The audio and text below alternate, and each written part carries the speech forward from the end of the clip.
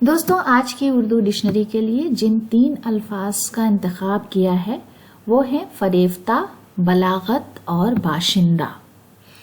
سب سے پہلے بات کروں گی لفظ فریفتہ پر۔ فریفتہ کا مطلب ہے عاشق، دل دادا، گرویدہ اور شیدا، جیسے فلاں پر فلاں فریفتہ ہے۔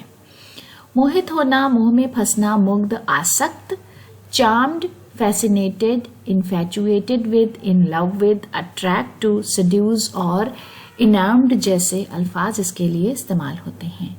محمد رفیع سودا کا شعر ہے، بدلہ تیرے ستم کا کوئی تجھ سے کیا کرے، اپنا ہی تو فریفتہ ہووے خدا کرے۔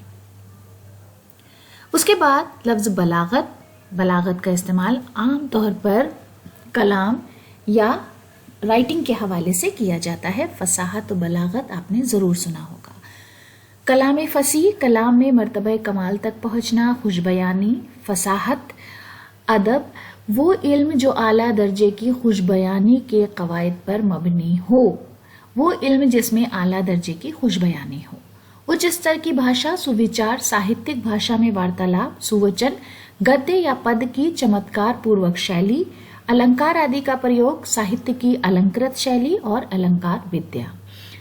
دا high level language, good thought, conversation in the language of literature, eloquence اور rhetoric, the eloquent content. Aal Ahmad Suroor کا ایک شعر ہے، وہ تبسم ہے کہ غالب کی طرح دار غزل دیر تک اس کی بلاغت کو پڑھا کرتے ہیں۔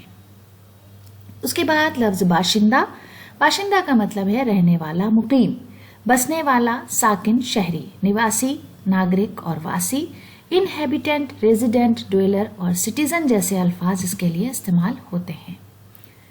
وسیم ملک کا شعر ہے، لگتا ہے جدا سب سے کردار وسیم اس کا، وہ شہر محبت کا باشندہ نظر آئے۔